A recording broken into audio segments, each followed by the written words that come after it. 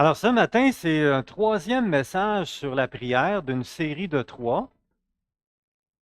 Alors j'ai apporté un premier message dans Jean 15, 7. Si vous demeurez en moi et que mes paroles demeurent en vous, demandez tout ce que vous voudrez et cela vous sera accordé. Réalisez-vous la, la porte ouverte au ciel qu'on a de pouvoir demander au Seigneur. Il y a juste deux conditions, mais deux conditions fondamentales. Si vous demeurez en moi, on est beaucoup trop indépendant par nature. Ça, c'est l'orgueil qui nous rend indépendants. Et Jésus nous appelle à être en communion constante avec lui, à être dépendant de lui pour qu'il nous conduise. Et on a demeure en lui, que ses paroles demeurent en nous. Jésus nous a fait des promesses extraordinaires qui nourrissent notre foi. Puis la foi a l'assurance des choses qu'on espère. Elle nous donne l'assurance qu'on va être exaucé. Alors Jésus nous invite à être dépendants de lui et à être fondés sur sa parole pour apporter des prières qui sont apportées avec foi, avec l'assurance qu'il va nous exaucer. Fait que conduit par l'Esprit Saint, dépendant de Jésus et soutenu par les promesses de sa parole, notre foi qui est soutenue par les promesses de sa parole, eh bien, on a le privilège, l'immense privilège de demander tout ce qu'on demande à Dieu selon sa volonté, il va l'accomplir. Le salut de nos enfants, le salut de nos familles. Qu'est-ce qu'il y a de plus précieux qu'on peut demander, sinon la vie éternelle pour ceux qu'on aime? Alors ça, c'est ce qu'on a vu la première semaine. La deuxième semaine, c'est Jésus qui rentre au temple et qui voit les vendeurs, les marchands qui sont dans le temple. Et le lendemain, il revient, il les chasse en disant, ma maison sera appelée une maison de prière, mais vous en avez fait une caverne de voleurs. Et on a vu ensemble que, en tant que chrétiens, nés de nouveau, baptisés du Saint-Esprit, nous sommes, chacun d'entre nous, on est la maison de Dieu. Et quand on est rassemblés ensemble, nous sommes le temple du Dieu vivant. Et que Jésus nous invite à donner la priorité à notre communion avec lui, à la prière. Mais la prière, ce n'est pas juste de demander des choses à Dieu. Oui, ça fait partie de ça. Mais la prière, c'est aussi adorer Dieu, le louer, lui rendre grâce, se confesser à lui, intercéder pour les autres. C'est aussi des prières de combat spirituel. C'est des prières pour résister au malin, des prières pour pardonner, demander pardon et pardonner aux autres, à ceux qui nous ont offensés. Tout ça, ça fait partie de la prière. Et on est appelé, Jésus nous invite en tant qu'étant habité du Saint-Esprit, étant la maison de Dieu, à être une maison de prière toute la journée. Eh bien, ce matin, on va continuer par une invitation du Seigneur Jésus à passer une heure avec lui, passer du temps avec lui. Mais avant, on va prier pour remettre ça au Seigneur.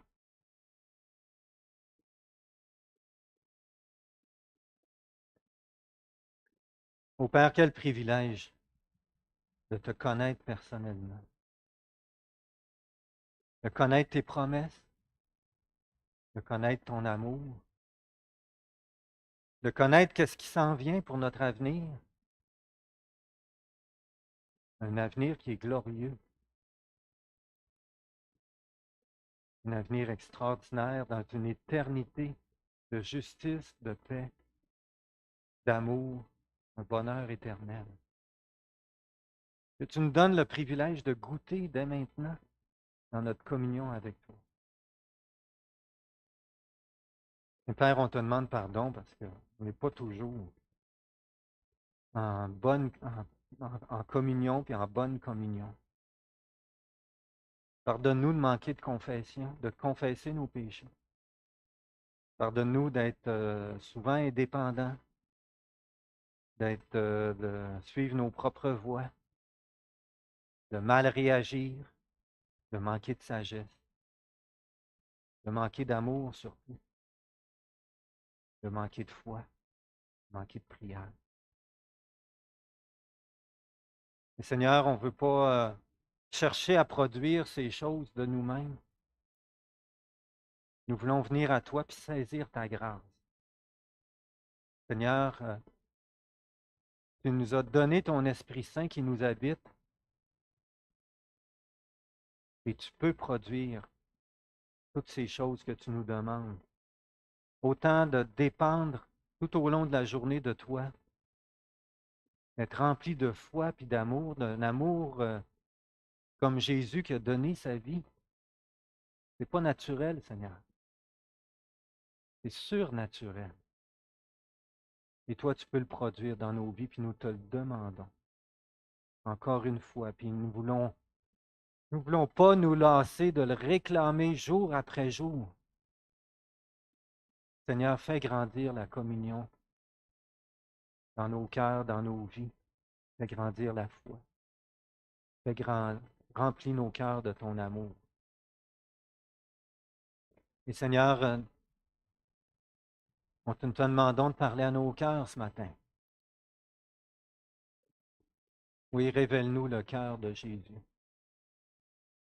Son amour, son désir de nous voir rayonner, rayonner de foi, d'avoir une pleine confiance en toi, entière. Seigneur, donne-nous cette grâce. En prions au nom de Jésus.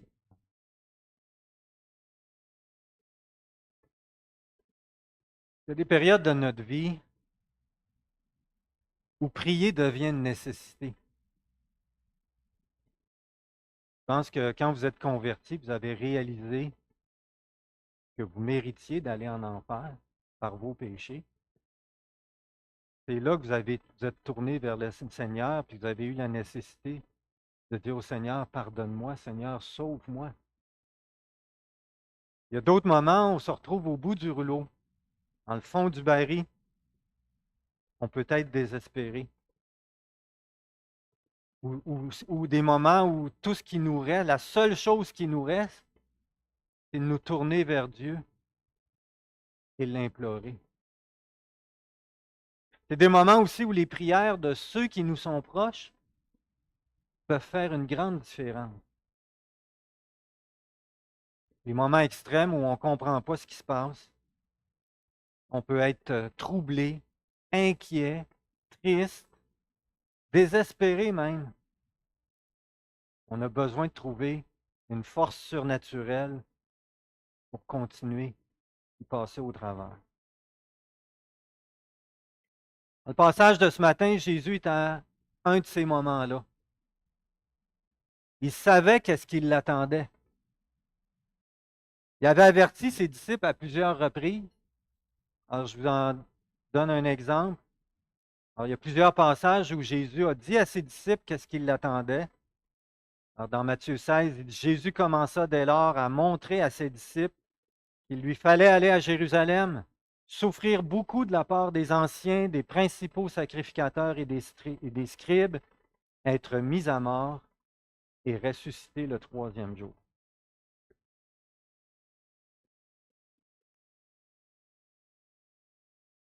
Alors Jésus le savait où ce qui s'en allait. Et là, le temps où ça allait arriver, il était rendu là. Mais de savoir qu'on va passer par là, puis de le vivre, c'est une autre histoire. Alors là, Jésus commence là, à le vivre. Peut-être que tu es dans une série de problèmes interminables. Tu ne vois pas l'heure d'en sortir. Peut-être que tu as une maladie, tu es en train de dégénérer, puis tu sais qu'est-ce qui s'en vient pour toi. Ça t'inquiète. Peut-être que tu es à la fin de ta vie, et de passer par l'amour, par la mort, c'est-à-dire ça t'inquiète, ça te fait peur. Peut-être que tu as des inquiétudes qui te submergent. Tu ne sais pas comment tu vas t'en sortir de cette situation difficile. Mais Jésus était pleinement humain. Il a eu des émotions lui aussi par rapport à ce qu'il vivait. Hein, on va lire tantôt, là, il commença à être saisi de tristesse et d'angoisse. Il était réel, ces émotions-là. Il les vivait pleinement. Hein, il a dit à ses disciples, mon âme est triste jusqu'à la mort.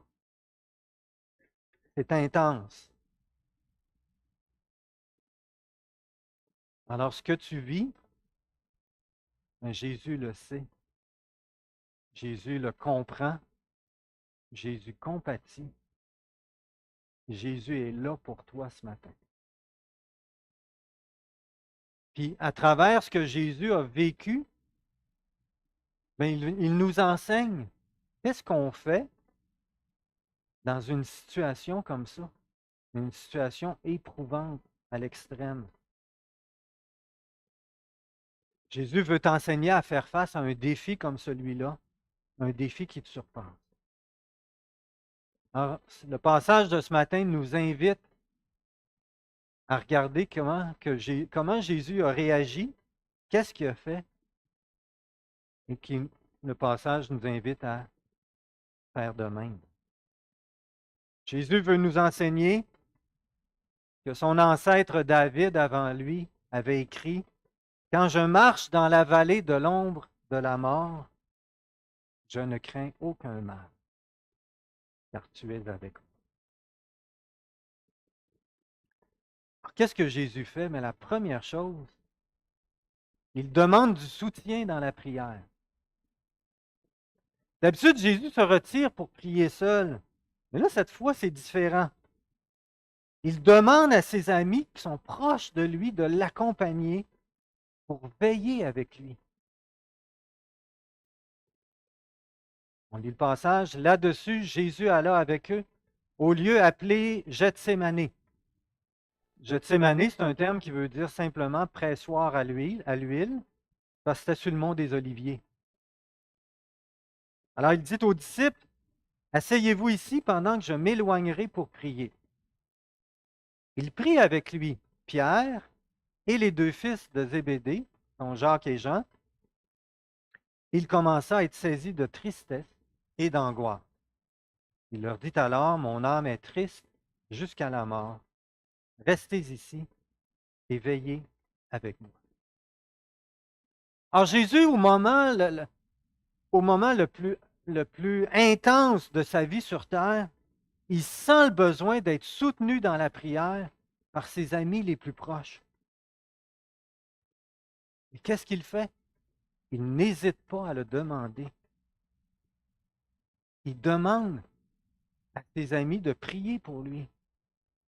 Alors, si Jésus, le Fils de Dieu, qui est parfait, qui savait exactement qu'est-ce qui l'attendait, demande d'être soutenu dans la prière de ses amis, à combien plus forte raison nous? Jésus avait la conviction que la prière fait une différence dans les émotions difficiles qu'on peut vivre. Est-ce que toi, tu le sais? Il veut nous l'apprendre, en tout cas. Le texte dit que Jésus commença à être saisi de tristesse et d'angoisse. Certains pourraient dire que Jésus manquait de foi. Ben voyons donc, il n'a pas confiance en Dieu. Non, Jésus, il manquait pas de foi. Dans ce qui était sur le point de vivre, c'était normal de ressentir la tristesse et de l'angoisse. Quand vous passez par un moment difficile, une épreuve qui vous surpasse, ben, c'est normal. Ce n'est pas un manque de foi. Si quelqu'un vous le dit, ben, rejetez cette pensée-là. Pour Jésus, ce n'est que le commencement des douleurs. Et remarquez qu'il ne fuit pas ses émotions. Il y fait face pleinement. Hein, il pourrait fuir, faire plein de miracles, guérisons, puis se sentir utile, puis ou faire d'autres choses, ou fuir dans le sommeil, ou fuir toutes sortes de façons qu'on a. Mais Jésus, il fait face à ses émotions, il les assume, il choisit de les vivre pleinement et de faire la seule chose à faire avec, pas de se morfondre, hein, pas de s'abattre sur son sort. Alors, qu'est-ce qu'il va faire avec? Aller au Père. Comme le fit avant lui son ancêtre David. Hein, que Saül qui voulait le tuer, toute l'armée qui le pourchassait, David se confie en Dieu, on le lit dans les psaumes. Mais Jésus va faire exactement la même chose. Alors Jésus, premièrement, cherche du soutien dans la prière de ses proches, et deuxièmement, il s'abandonne au Père. Alors Jésus vient en parler à son Père. Il se confie en lui, il s'abandonne à lui. Alors on va lire le passage. Puis il s'avança un peu. Il faut croire que c'était vraiment pas très loin parce que les disciples l'ont entendu prier. Donc c'était tout près. Se jeta la face contre terre et pria ainsi, Mon Père, s'il est possible que cette coupe s'éloigne de moi. Toutefois, non pas comme je veux, mais comme tu veux.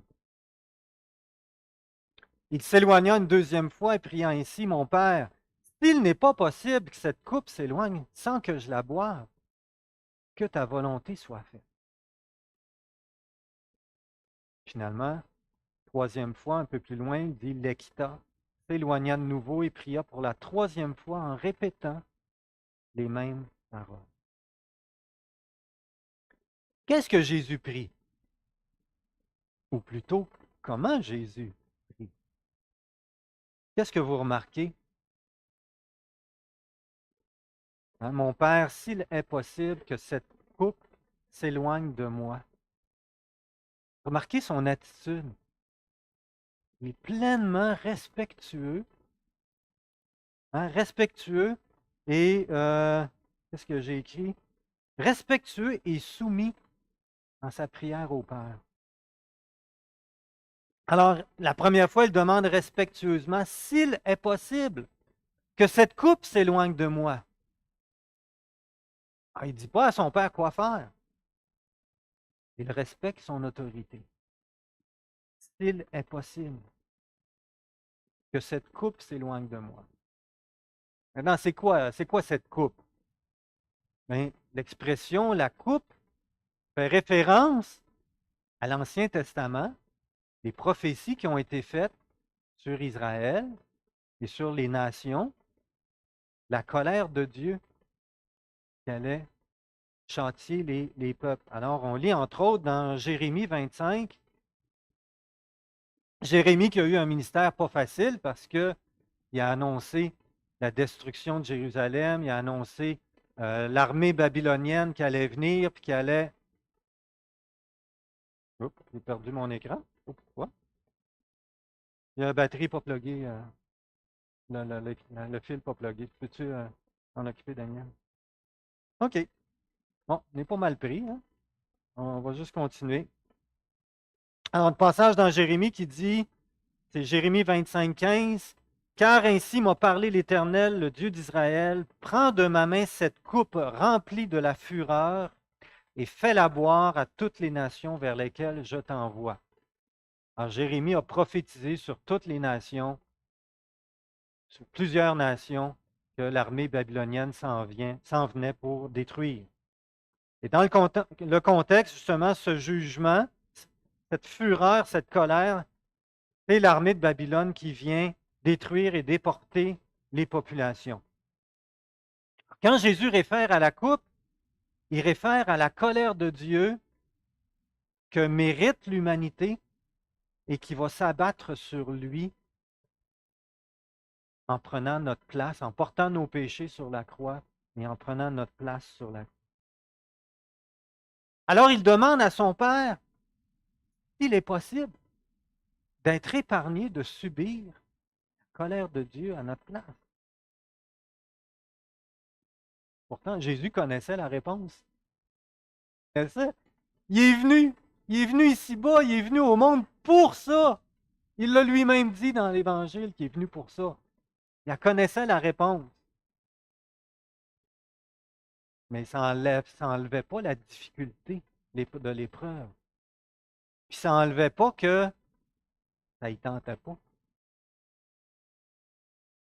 Hein, c'est comme s'il disait, Jésus, ça ne l'empêchait pas de ressentir ses émotions et de les exprimer à son Père. Père, ça ne me tente pas. J'en ai pas envie. Y a-t-il moyen de faire autrement? Puis Jésus la connaissait, la réponse. Parce que c'était décidé de toute éternité que c'est ça qui allait se passer. Alors, Jésus demande au Père de pouvoir éviter de passer par là s'il est possible que cette coupe s'éloigne de moi. Il vit ses émotions, il les vit avec son Père, tout en étant parfaitement soumis à sa volonté. Toutefois, non pas comme je veux, mais comme tu veux. Quel modèle, quel exemple pour nous de faire face à ses émotions, à l'épreuve, de l'exprimer au Père d'une attitude respectueuse et soumise. La deuxième fois, il s'adresse au Père avec une petite nuance. Mon Père, s'il n'est pas possible que cette coupe s'éloigne, tant que je la boive, que ta volonté. Vous remarquez la différence? Au début, il demande s'il est possible que cette coupe s'éloigne de moi. La deuxième fois, c'est s'il n'est pas possible que cette coupe s'éloigne, tant que je la bois. C'est quoi la différence entre les deux? La première, il exprime à son Père comment est-ce qu'il se sent face à l'épreuve qui s'en vient. Dans la deuxième, il exprime à son Père qu'il l'accepte. Il n'y a pas moyen de faire autrement, que ta volonté soit faite. Si c'est ça que tu as décidé pour ma vie, que ta volonté soit faite. J'accepte de faire ta volonté. Puis la troisième fois, il répète la même prière comme pour sceller son acceptation et sa soumission à la volonté de Dieu. Si vous avez déjà passé par un moment très difficile, vous savez que l'acceptation, d'accepter la situation, c'est ça qui est le plus difficile d'en arriver là. C'est un deuil. Les spécialistes décrivent plusieurs étapes à un deuil. Quand on perd un être cher, quand on perd un emploi, quand on perd, il y a différents types de deuil. Mais il y a différentes étapes, puis c'est différent d'une personne à l'autre. Hein? Les gens ne le vivent pas tous de la même façon. Mais habituellement, il y a le processus suivant. Après le choc d'apprendre la nouvelle, ensuite, il y a le déni. Non, c'est pas vrai, c'est pas possible. Ensuite, il y a la colère. Et là, vous remarquez que Jésus n'a pas passé par ces étapes-là. Les étapes qui suivent sont la négociation. On cherche le moyen d'éviter. Puis finalement, la tristesse. Et en dernier, l'acceptation. Et c'est ce qui se passe avec Jésus à ce moment-là.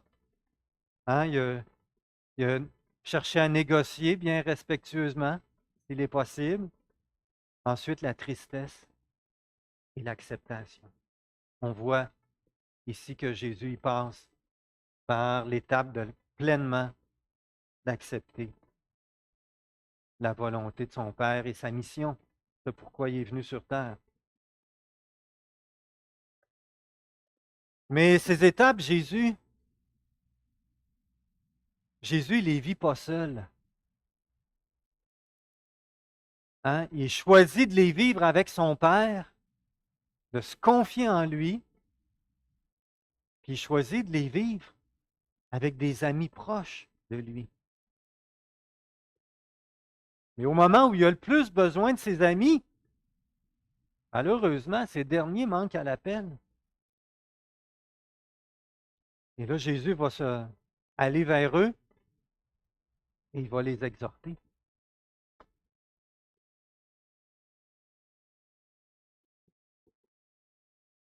Alors, Jésus exhorte à veiller et prier.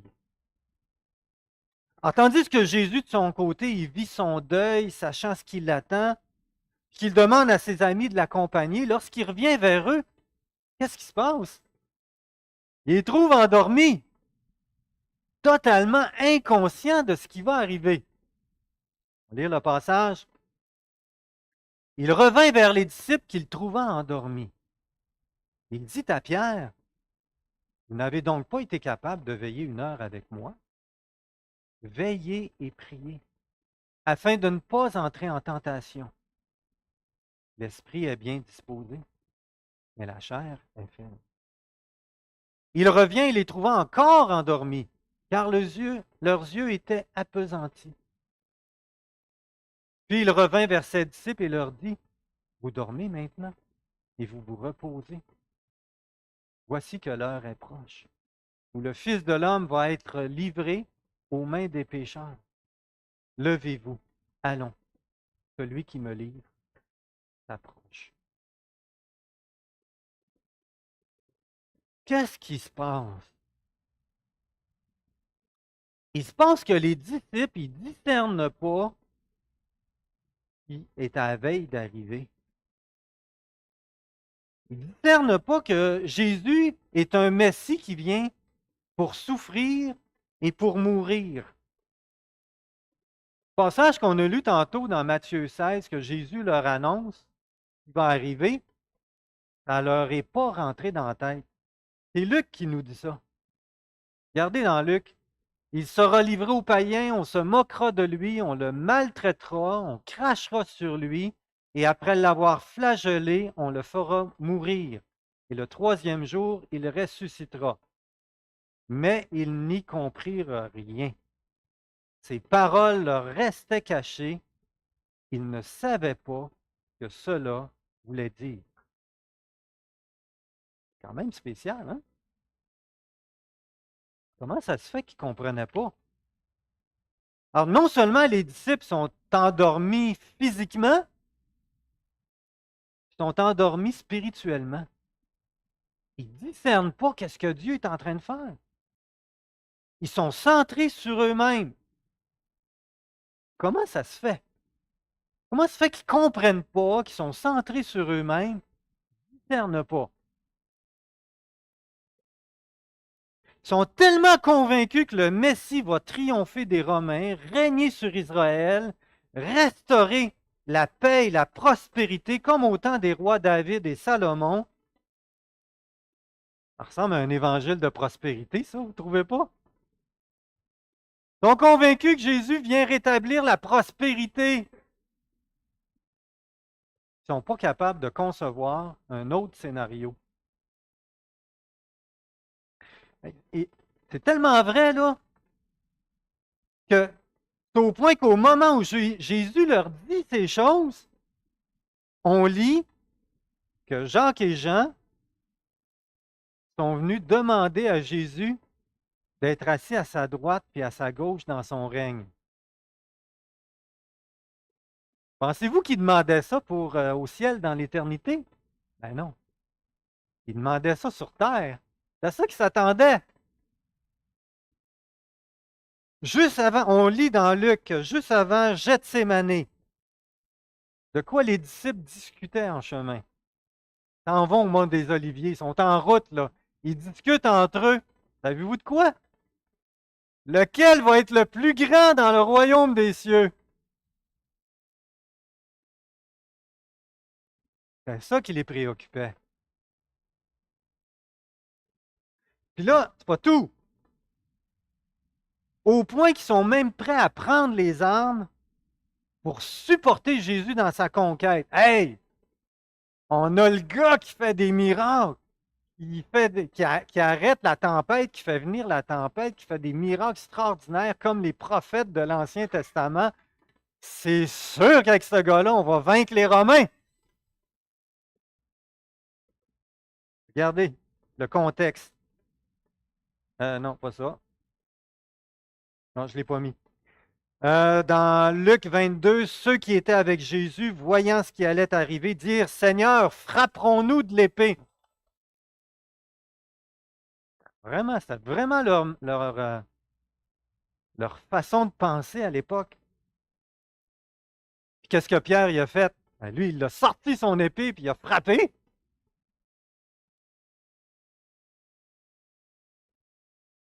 Alors les disciples, ça ne leur rentre pas dans la tête que le Messie qui est devant eux va être rejeté, souffrir puis mourir.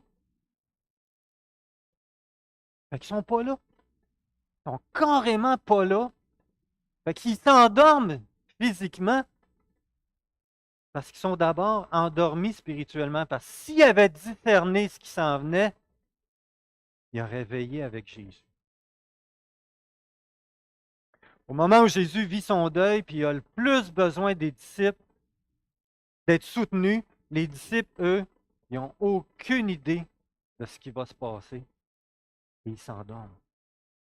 Ils sont endormis physiquement parce qu'ils sont endormis spirituellement. Alors Jésus, non seulement savait qu'est-ce qui s'en venait, mais en plus, il a été abandonné, ses amis les plus proches. Homme de douleur, habitué à la souffrance, que nous dit Ésaïe 53. Alors Jésus vient vers eux, il leur dit, vous n'avez donc pas été capable de veiller une heure avec moi. Veillez et priez afin de ne pas entrer en tentation.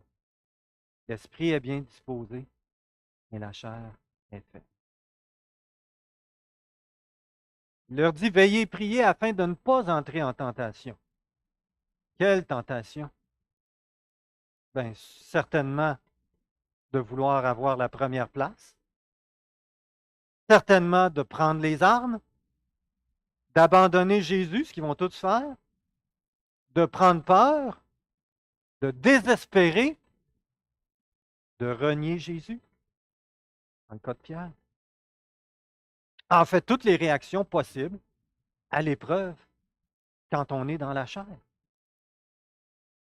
et non dans l'esprit. La tentation, c'est de réagir dans la chair, dans l'épreuve, et non pas avec l'Esprit de Dieu.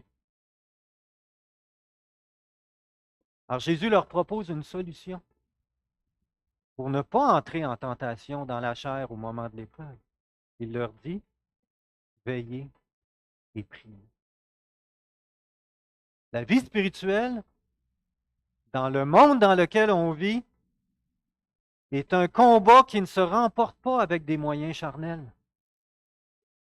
Je répète, la vie spirituelle dans le monde dans lequel on vit est un combat qu'on ne remporte pas avec des moyens charnels.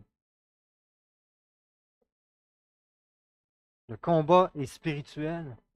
Il se remporte avec des moyens spirituels, comme Jésus le fait, en ayant au centre la prière. Mais la chair n'aime pas prier. La chair aime réagir et prendre en main la situation. Hey, on va sortir les épées, Jésus! Là, Pierre, tu es un homme d'action, hein? Il passe à l'action puis il frappe. Qu'est-ce que Jésus a répondu à Pierre? Je vous le mets à l'écran. Remets ton épée à sa place, car tous ceux qui prendront l'épée périront par l'épée.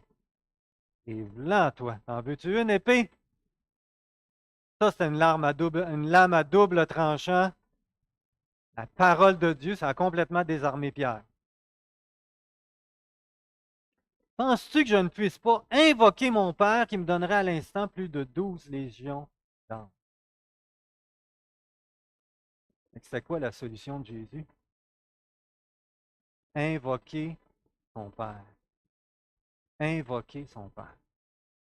Pas prendre les armes. Ça me fait penser à une anecdote. Quand il y a eu la persécution contre les chrétiens huguenots en France au 17e siècle, alors les catholiques persécutaient, attaquaient l'armée française, attaquait les familles protestantes. Et Calvin, qui était le principal, Jean Calvin, le principal théologien qui avait quitté la France, qui s'était réfugié à Genève, avait averti les pasteurs et les chrétiens de ne pas prendre les armes. Malheureusement, mettez-vous à leur place. Les chrétiens ont voulu défendre leur famille, les protéger. Ils ont pris les armes. Ça a viré en guerre de religion. Et en partie à cause de ça, il y a des gens qui rejettent l'Évangile parce que ça cause rien que des guerres de religion. Et Jean Calvin leur avait dit de ne pas prendre les armes. Parce qu'on ne remporte pas une guerre spirituelle avec des moyens charnels. On remporte une guerre spirituelle avec des moyens spirituels en invoquant notre Père. Voilà la solution de Jésus dans l'Esprit.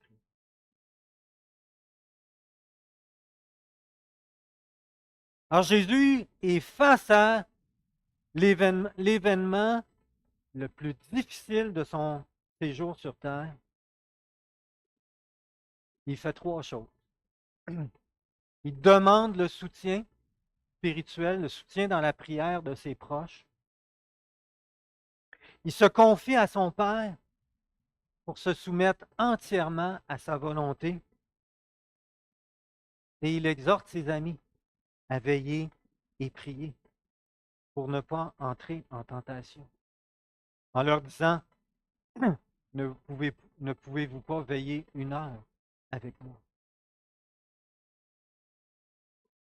Maintenant, je vous ai dit tantôt que les disciples ne discernaient pas qu'est-ce qui se passait. Ils ne discernaient pas qu'est-ce qui se passait à leur époque. Est-ce que vous discernez qu'est-ce qui se passe présentement? À quelle époque nous sommes?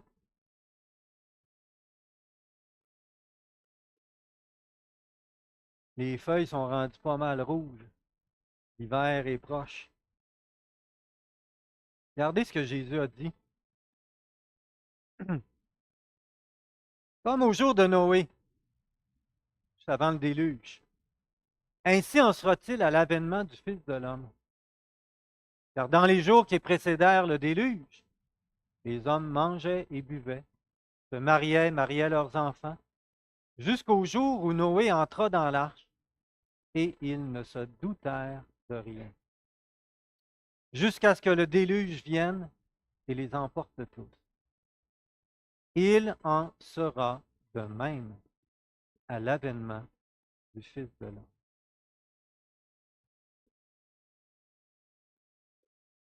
Alors, il y a ici, du temps de Noé, il y a une population qui ne discerne pas ce qui se passe, sont inconscients de ce qui s'en vient. Et nous, les chrétiens, ça ne devrait pas être notre cas. À partir de la parole de Dieu, on devrait pouvoir discerner ce qui se passe et comprendre que les pions de l'échiquier vers le retour de Christ sont pas mal avancés et que les péripéties de ce monde ne font que commencer. Ai-je besoin de mentionner le réchauffement climatique? On n'a pas parlé tantôt de l'inondation qu'il y a eu au Texas. C'est terrible. Il y a un camp de. On va prier pour ça tantôt. Mais il y a un camp chrétien où les jeunes filles ont été. Le camp qui a été inondé, ils ont dit j'ai lu que c'est un camp chrétien. Et qu'il y a plusieurs jeunes filles, je pense que c'est 14 qui ont été retrouvées mortes. Puis il y en a, je pense qu'il en reste 17 de disparus. Imaginez pour les familles. On va intercéder pour eux tantôt. Mais on nous annonce, hein, les scientifiques nous disent que ça va d'année en année, ça va aller en s'aggravant, ces choses-là. Les troubles au Moyen-Orient, l'économie qui se mondialise, on pourrait mentionner plein de choses. On s'en va vers une période de grands troubles. De grands troubles pour les chrétiens, pour ceux qui prennent position pour Jésus, et de grands troubles pour l'humanité en général. Êtes-vous prêt à y faire face spirituellement? Ou vous allez suivre la tendance du monde d'être insouciant? Comment va ta vie spirituelle? Ta vie de prière? Je t'invite à t'évaluer ce matin. Es-tu éveillé spirituellement? Qu'est-ce que Jésus te dirait ce matin? Merci d'être avec moi et de combattre en esprit pour mon royaume.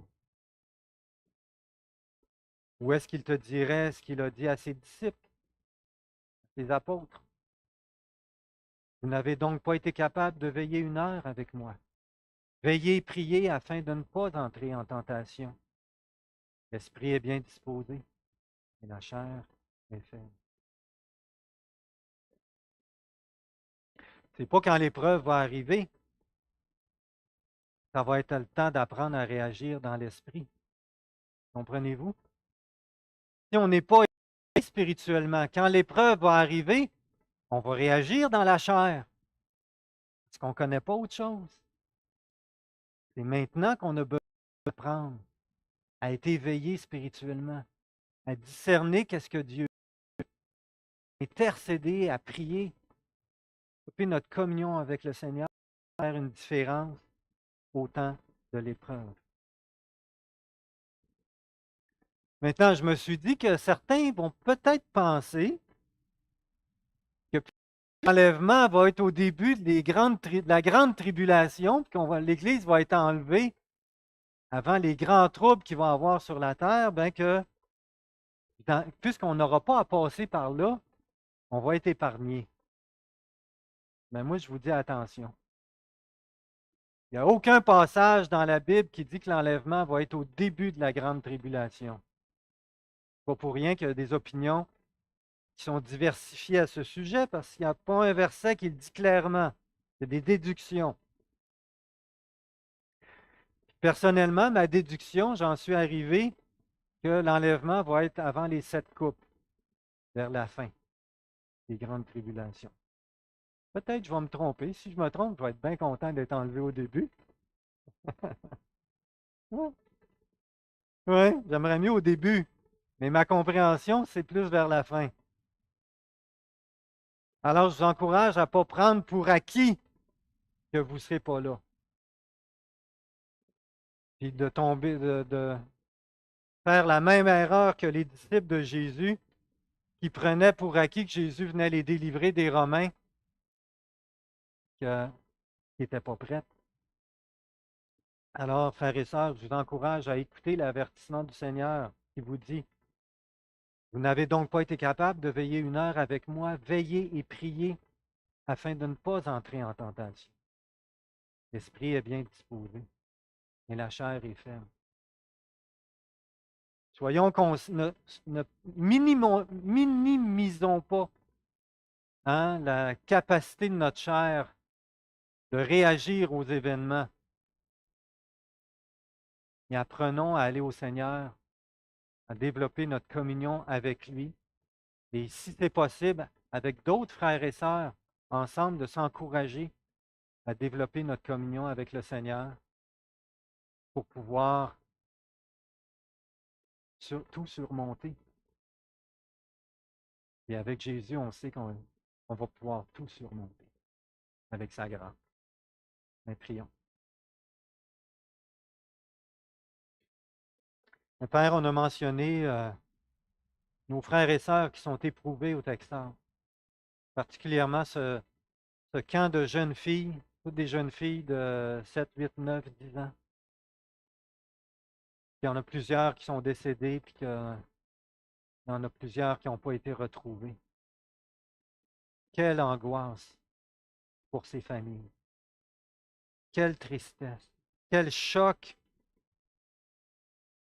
Ils passent véritablement à travers un deuil.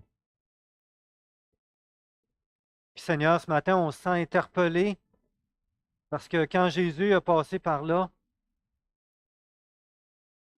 il a demandé à ses amis proches de veiller puis d'intercéder avec lui. Mais Seigneur, ce matin, on veut être ses amis, nos frères et sœurs qu'on ne connaît pas,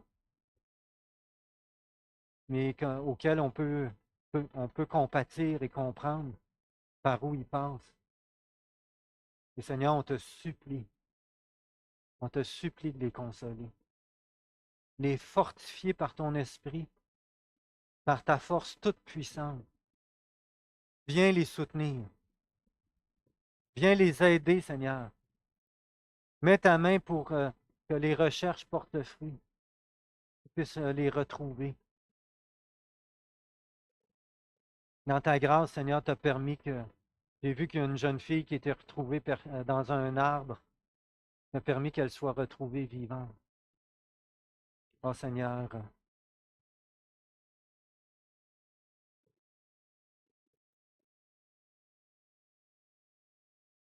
interviens, on t'en prie, dans ces familles. Révèle-toi dans le cœur comme celui qui apaise, qui console, qui soutient. Les frères, leurs autres enfants aussi qui ont perdu une sœur. On te prie, Seigneur, de te faire sentir vraiment proche de chacun d'entre eux.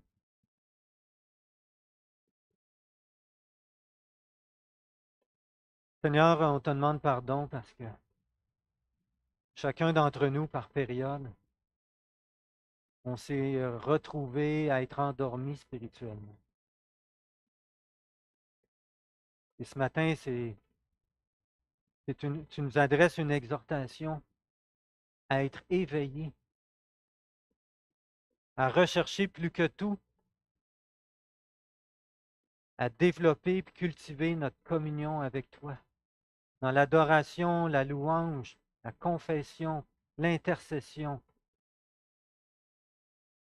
le pardon, le combat spirituel. Seigneur, on est faible en nous-mêmes. On n'est pas capable d'être éveillé spirituellement. Alors c'est pour ça qu'on vient à toi ce matin te demander de nous réveiller. Nous te demandons, Seigneur, de nous donner à chacun d'entre nous un, un fardeau, de prioriser notre communion avec toi, puis de prier la prière.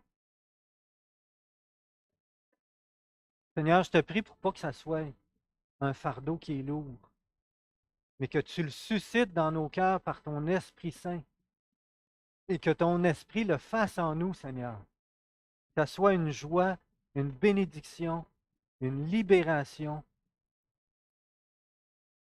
un privilège. Seigneur, merci de nous avoir, par Jésus, donné un libre accès à ta présence. Il nous a fait nous avoir donné des promesses si extraordinaires. Seigneur, fortifie notre foi. Qu'on soit pleinement convaincus que tu entends et que tu réponds aux prières. Et merci, Père, parce que on est témoin de plus en plus de réponses aux prières en tant qu'Église. On le vit de plus en plus, puis on te rend grâce, tu mets de la joie dans nos cœurs par tout ce que tu fais. Parce que Seigneur, ce n'est pas nous qui le faisons, c'est toi qui le fais en nous. Gloire à toi. Merci, Père. Au nom de Jésus.